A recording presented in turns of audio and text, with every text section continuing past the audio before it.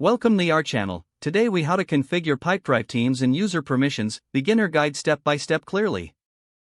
To configure Pipedrive teams and user permissions, start by logging into your Pipedrive account. Navigate to the settings icon located at the top right corner of the screen. From the settings menu, select users and permissions. In the users and permissions section, you will see a list of current users. To add a new user, click the Add User button. Fill out the necessary information, including name and email address.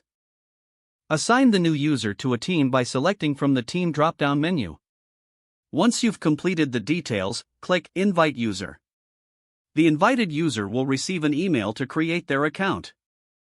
Next, return to the Users and Permissions section to manage user roles. Identify the user whose permissions you want to adjust. Click on the three dots next to their name and select Edit Permissions. Here, you can customize access based on predefined roles or create a custom role. Adjust permissions for various functionalities, such as access to deals, contacts, and reports. Once you're satisfied with the settings, click Save Changes.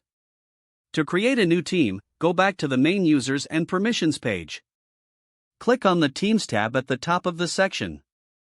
Press the Add Team button to start setting up your team. Name the team and define its purpose based on the workflows in your organization.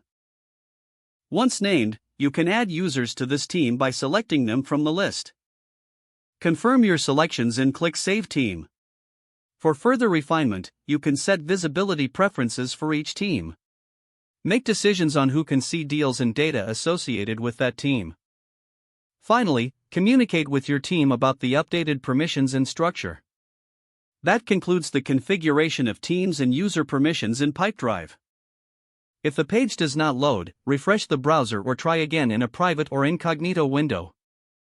Make sure you are using the correct email address, then retype it carefully to avoid small typos.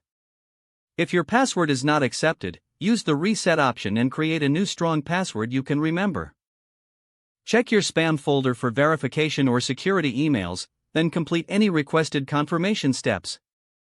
Enable two-factor authentication if available to improve account security and reduce unauthorized access risk. After signing in, review your profile details so your contact information and settings are accurate and current. If you see an error message, note it down and try again after restarting your device and internet connection. Log out when you finish, especially on shared devices, to keep your account and payment information secure. Don't forget to like this video and subscribe to our channel for more step-by-step tech guides.